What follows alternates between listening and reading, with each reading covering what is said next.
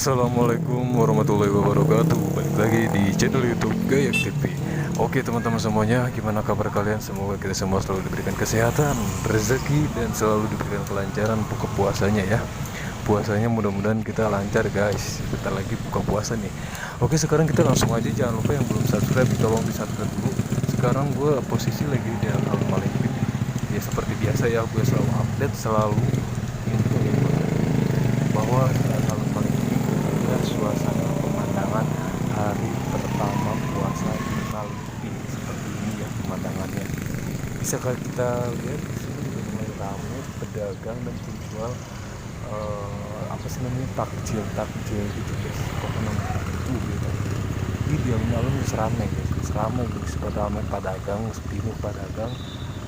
Dia rekam videonya jam 4 sore guys, hari pertama puasa di Malingping. Pemandangannya doang kieu itu can pinuh ya. Oke, jam 5 jam setengah genep nih pinuh ya, pokoknya rame pokoknya.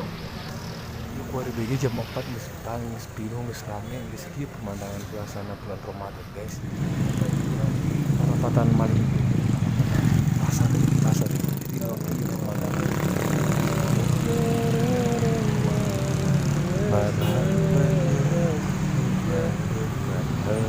Ini yang ke arah alun Malingping guys, lumayan udah mulai rame guys. Sore-sore jam setengah 4 guys, ini udah rame. Yang lagi pada ngabuburit